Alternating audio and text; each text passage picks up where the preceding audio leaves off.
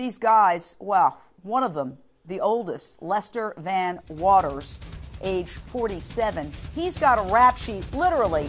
It goes on and on for 14 pages. I've been reading it, and it's full of drug charges and fraud.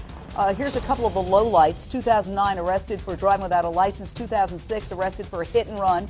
2002, arrested for carrying a concealed weapon.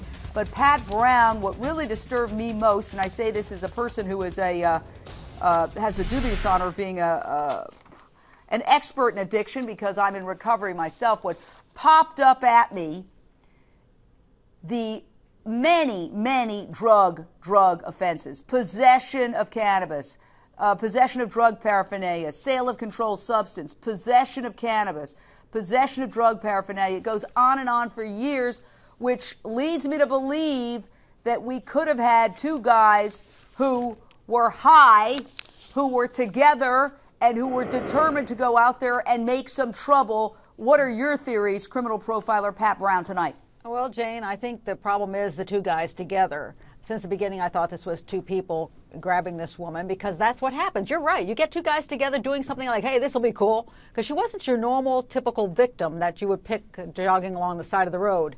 And I also think the reason the police are looking in these locations is because they've got one of these guys or both these guys to have said something like, yeah, well, we were driving and we hit her accidentally and we got scared and we went and buried her body someplace. But we can't remember where her body was buried, which would be very convenient because you don't want that body found, because if the body's found, you know it's not going to look like any hit and run.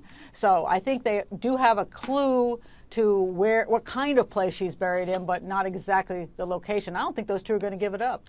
Well, police have been very tight-lipped with details so far, and speculation has run wild. When we first heard that Sherry Arnold had been confirmed dead, we were receiving tips in other media as well that it was some kind of terrible car accident. Listen to this.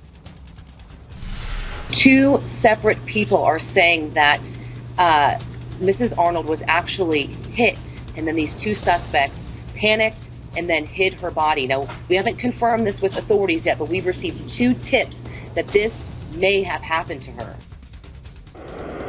Mayor, had you heard that as well? Was this simply that people couldn't comprehend something far more awful, like that this was a kidnapping and abduction and murder? At the end of the day, when the daylight for probably us trying to find her alive, I think that was our best alternative that we wanted to wrap our hands around. But you know, we're in an oil community here too, and I think part of the discussion that communities, Eastern Montana, Western North Dakota, are going to have is, you know, we're not going to point the finger at anybody, but you know, we're doing employment screening already for DOT physicals. We're asking you, maybe can you run a criminal background check? I think that's probably something that we need to discuss.